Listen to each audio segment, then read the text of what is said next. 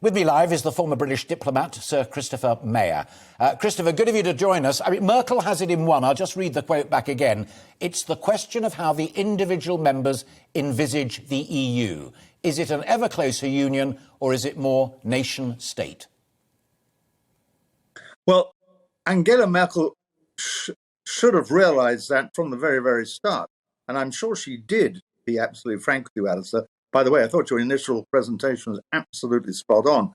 Because after all, the Polish Constitutional Court, which is causing all this difficulty between Poland and the European Commission in Brussels, has modelled itself to a degree on decisions taken by the German Constitutional Court over the years, because we have never had, how can I put it, an unalloyed support for ever closer union from the German Constitutional Court, which has put down markers time and time again about Germany becoming part of a EU-wide mutual debt system. This has not happened because of German objections and objections that have come from the legal side of Berlin. So, if you like, Angela, if I can call her that now, has experienced something similar to the Polish experience firsthand. And I'm not surprised she has said what she said, because to be perfectly honest with you, let me just butt in at that point. Let me butt in at that point, Christopher, because also, even more recently, David Cameron took her through all of those arguments in 2016 and warned her.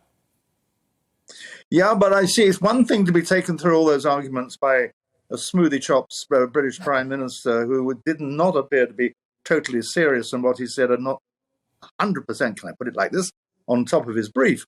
That's one thing. And also, I think they thought they could swat David Cameron's government and the United Kingdom, swat us away like a fly. Well, they soon learnt that actually once you start messing with nationalism and a sense of the national state in big members of the European Union, you're playing with fire.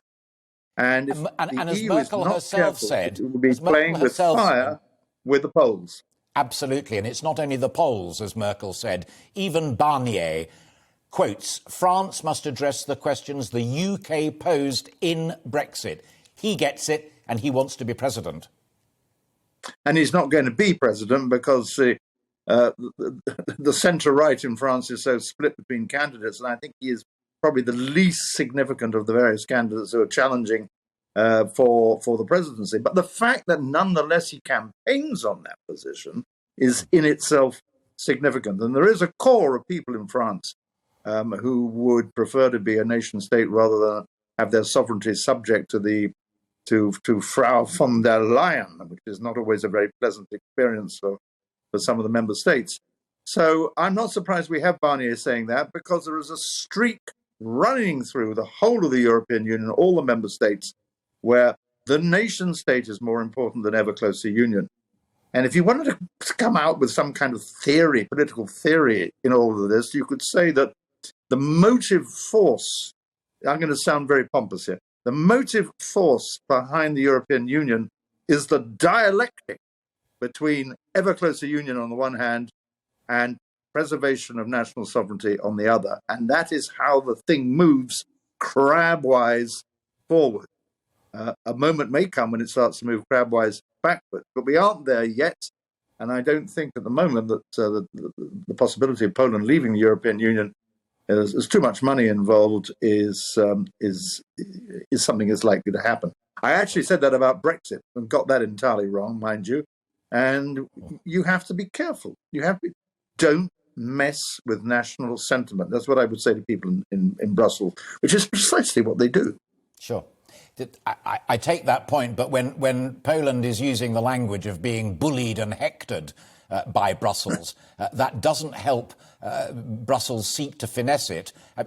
Are there people of sufficient calibre in Brussels to finesse this away from being a crisis? Well, it needs to be finessed away. This needs to be sorted. And to be sorted, what it needs is not people like the Dutch Prime Minister or the French President popping out and saying, now we have to stamp on the Poles because they have offended one of the cardinal principles of the European Union. They have offended one of the cardinal principles of the European Union, but you're not going to do it not going to sort things out by being abrupt and crude like this. This needs smoothing. It needs diplomacy. It needs, above all, it needs time, because once you get people angry, and the Polish Prime Minister seems to be extremely angry about what is going on, and Ursula von der Leyen, the President of the European Commission, who believes, I think, in the Brillo pad school of diplomacy, there are dangers of things getting out of control. And I actually sometimes wonder whether the Polish problem for the European Union, for the European Commission, is more serious than the British problem used to be. And it could run out of control. But right now, I think Angela Merkel has put the brakes on. She said, people calm down, take a cold shower, cool it, and they would do well to follow her advice.